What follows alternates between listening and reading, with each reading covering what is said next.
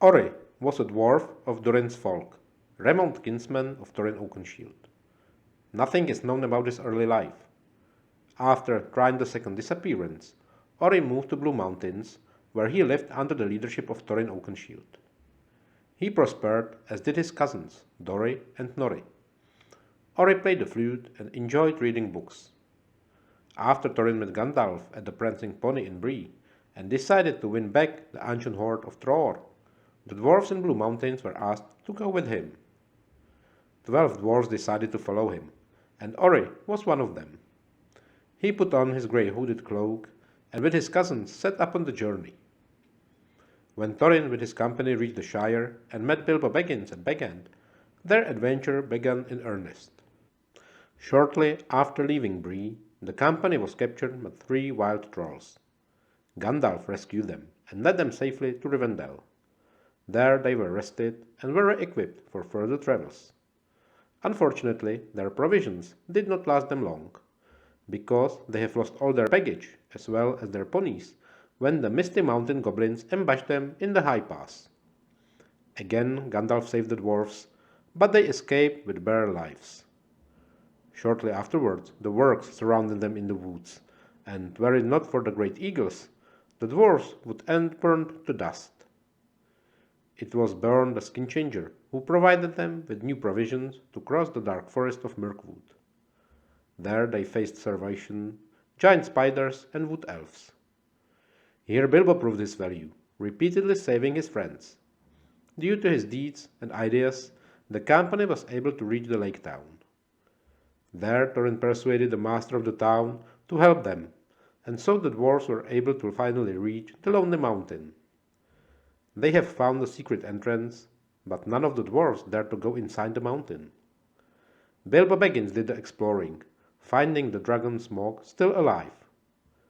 Were it not for Bard and his skill with the bow, the dwarves would make no further progress. But Bard killed the dragon, and the dwarves were able to fortify themselves inside Erebor, refusing to give away a single coin from the hoard, not even to Bard the Dragon Slayer. Men of the Lake Town, elves of Mirkwood, and also the dwarves from the Iron Mountains arrived to the Lonely Mountain. The battle for the treasure seemed inevitable. When the arrows were already in the air, Bolg, with his army of orcs and wargs, reached the battlefield.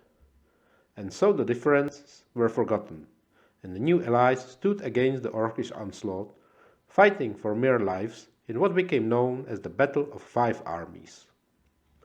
Ori and the rest of the dwarfs of Thorin's company sortied out of the mountain and attacked the orc guard. There Thorin was mortally wounded, Fili and Kili killed, but Ori with the rest of the dwarfs survived. After Thorin's death, Dain Ironfoot became the new king under the mountain, giving each of the surviving dwarfs of the original company his fair share of the hoard. Thus Ori became rich and famous, finding new home in the Lonely Mountain with the Dain. Less than 50 years later, Balin led an expedition of dwarfs to Moria to restore this eldest kingdom of dwarfs in Middle-earth. Ori and Oin went with him. At first the colony did well, but 5 years later the orcs returned, killed Balin and conquered all escape routes, thus imprisoning the remaining dwarfs inside.